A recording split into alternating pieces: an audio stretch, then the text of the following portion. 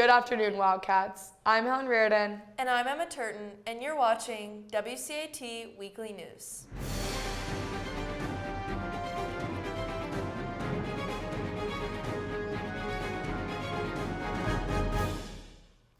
This past weekend, many upper school students attended the annual Music Midtown. My favorite performer was definitely Miley Cyrus. What about you, Emma? I loved Miley Cyrus as well. I loved hearing my favorite childhood song, The Climb. WCAT reporters caught up with some Wildcats to hear more about their weekend. Hi, I'm Anissa. And I'm Millie. And this weekend was everybody's favorite music festival, Music Midtown. With artists like Maroon 5 and AJR, there's something for everyone to enjoy. We're here with an inside look on everyone's favorite performances. Okay, so I went to Music Midtown and I had a great time. My favorite artist was probably the Jonas Brothers, and I rate the whole experience a 9 out of 10. I like Music Midtown a lot. I got to listen to some good music there. I would rate it like maybe a 6 out of 10 because it rained. I don't like rain that much.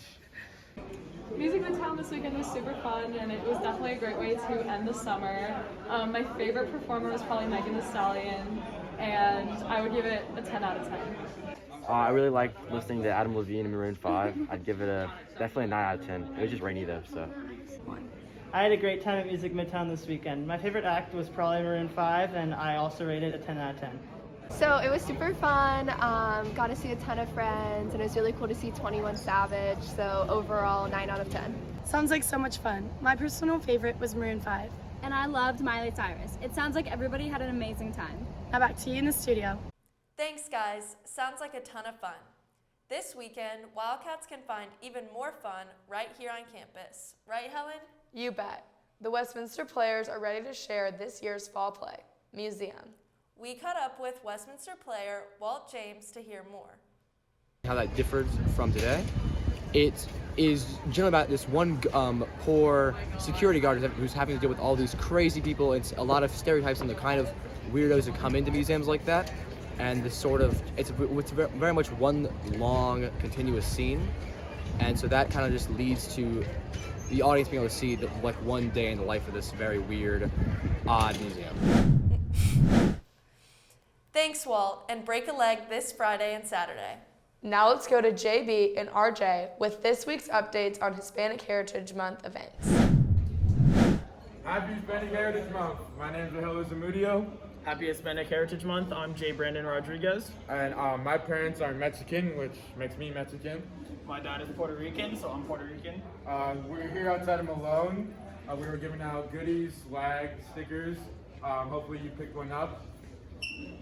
Fortunately, we ran out, but we'll be back next week with more music and vibes. Yeah.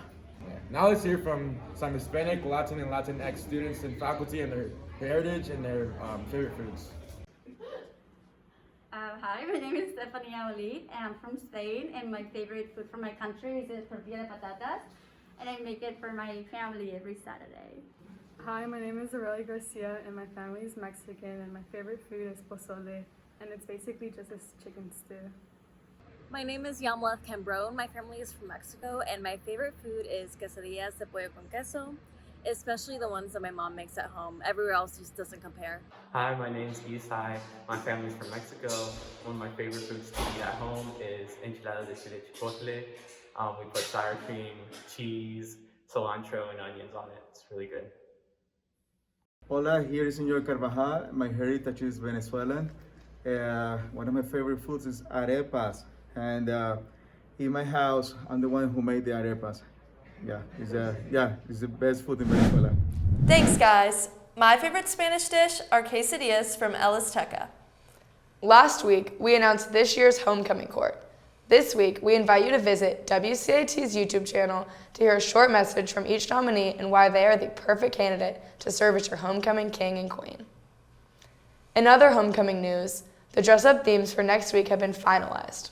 On Monday, be sure to wear your best beach vacation outfit. On Tuesday, show off your favorite PJs. On Wednesday, rep your favorite sports team's jersey. And for Thursday, be on the lookout for what decade your grade has been assigned. Your co-chairs are definitely fired up about homecoming. Stephen, Hunter? Thank you, Helen and Emma. And as you heard, homecoming's next week. Can't wait to see you guys all dressed up on Monday. That would be great. And we have a lot of fun activities planned. So stay tuned. One activity we do want to talk about is sort of an ongoing fundraiser competition we'll have next week called the Penny Drive. We'll be raising money for Afghan refugees, and sort of the competition will be just donating pennies and coins, and other grades can sabotage by donating dollars, but more directions and rules on that will come to follow in the announcements soon. Thanks, Stephen and Hunter. Tomorrow, from 1 to 1:45, Mooncakes is hosting the Mid-Autumn Festival. Chris Chen and Kai Zhao have more. Hi, we're representatives from Mooncakes, Westminster's East and Southeast Asian affinity group, and today we're here to talk about the Mid-Autumn Festival. Many people don't actually know what the Mid-Autumn Festival is or why it's significant. Mid-Autumn Festival lands on the 15th day of the 8th month in the lunar calendar. This year it was celebrated on the 21st of September. This festival marks the end of the autumn harvest season. The general theme of the event is connected with family and being thankful for all that the year has brought you. It includes practices of family gathering, moon gazing, and giving thanks. Some traditions include hanging colorful lanterns that symbolize good fortune. One notable aspect of this event are mooncakes, because it's also called the Mooncake Festival. Mooncakes are round pastries to share amongst family and friends. They are often filled with red bean paste and a salted egg yolk. Overall, the Mid-Autumn Festival really just serves as a time to come together with friends and family and appreciate everything we have. Thanks, y'all. Anyone is welcome, so stop by the area outside Barge during tomorrow's community and affinity group time. We have some great news coming out of the main floor of Askew. The Writing Center is officially open. Writing fellows and English faculty will help you with anything from an English paper to college supplementals. Ms. Dracos Tice and the fellows have more details. So Writing Fellows is an extra half-credit class that kind of delves deeper into the world of writing. It meets Mondays and Wednesdays after school for about an hour, and basically it's just a really great group of skilled writers that you can learn from each other and from our teacher. And also we can staff the Writing Center as well, so we work in the Writing Center for drop-ins and appointments, along with teachers and Writing Fellows too. So the Writing Center is great. You get a chance to work on any writing piece you want, so an essay, a scholarship application, college application, anything you're working on for class or outside of class. Thanks, Ms. Dracos Tice, Alex, and Cushy. Make sure to sign up for appointments online or drop by Askew 213. Starting this year, the Westminster Student Athlete Committee will recognize teachers who show support to students outside the classroom and on the field by naming 2 Teachers of the Month. During halftime at the Pigskin Picnic, the Student Athlete Advisory Committee awarded 2 upper school teachers, Miss Allen and Mr. Oliver, as Faculty Fan of the Month. The Athletic Committee is a group of student athletes who advocate for the needs of all student athletes, and we work with the coaches and the teachers to try and get this done. We want to acknowledge the teachers who come to our games and celebrate us inside and outside of the classroom. We have a lot of faculty members who are super supportive of our athletes and our athletic events, and we want to make sure they get recognized to know that we appreciate them, we couldn't do it without them, and that's what makes Westminster a great place to be. Congratulations to Miss Allen and Mr. Oliver, and thank you so much for supporting us as athletes and as students. And to all of the other teachers who support Westminster athletes, we can't wait to recognize you as Fan of the Month later on this year.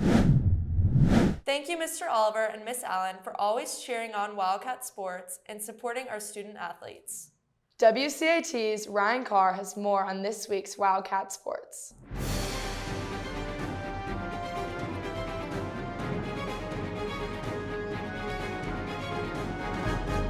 Thanks, Helen and Emma. Come out to KCB Stadium this afternoon for free food and fantastic softball.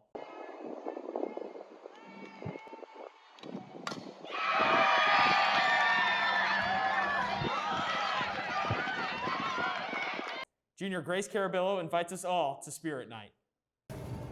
I'm Grace Carabillo. Come out today at 5:30 to KCB Stadium for softball Spirit Night against GAC.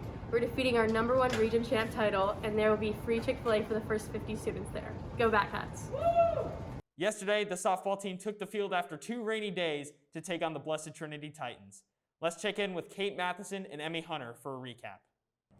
Thanks. I'm Kate here with Emmy in the KCB Stadium where the Cats just defeated BT 6-5. Yes, it was a very, very close game. Definitely had the fans on the edge of their seats. Cece Schrader had some crucial hits and Grace Carabilla finished with a walk-off. Let's hear more from them.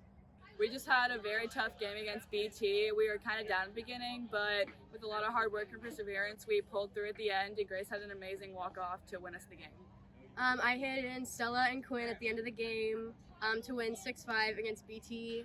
And as Cece said, we started out kind of low, but we ended up winning. It was a great game. Thanks, Cece and Grace. Catch the Cats play again tonight for their Spirit Night. Back to you guys in the studio. Good luck today in your big region matchup, Bet Cats. The Volley Cats had a big play day Tuesday night at GAC. We played 2 really good games. We were focusing more on our technical skills during the games, so we did really well with some new lineups that we're working on, and it was a really great start to our area matches coming up. The Cats will head over to Lovett tomorrow for the Lovett Block Party. Be sure to cheer on the Cats as they play at 5 o'clock and 7 o'clock on Friday night and 10 a.m. Saturday morning. It's Friday Night Lights for the boys and girls cross-country teams. The Cats will compete in the Wingfoot Classic tomorrow. This is a special race run under the lights at Sam Smith Park in Cartersville. Wingfoot's really exciting because it's a night race and it's always fun to run under the lights with the music pumping, the crowds running by you. And then the way some of our runners have described it, it's like when you're driving and you just see the blur to your side. It's like feels like that with the crowd. So you feel like you're going so much faster than normal. And then it's cool outside. You see the sunset and it gets you really fired up to run. So it's a really fun time there. That's all for sports. Back to you. Thanks, Ryan. Before we go, here's our weekly message from the Community Service Club. Hello, we are Jason Kittier from the Community Service Club. These are your service opportunities for the week. The Special Pops tennis event is this weekend and the signups are almost over. The Westminster Garden has a service opportunity every Tuesday from 3:30 to 4:30. Agape has tutoring on the second and fourth Tuesday of every month. And don't forget, next Tuesday is the cross-country bake sale for Cure Cancer Research in honor of Audrey DeShetler. We hope to see you guys there in the coming weeks, and you can go to the student announcements for more information. Thanks, guys. Well, that's all for this week. I'm Emma Turton. And I'm Helen Reardon. Thank you for watching, and we will see you next week on WCAT Weekly.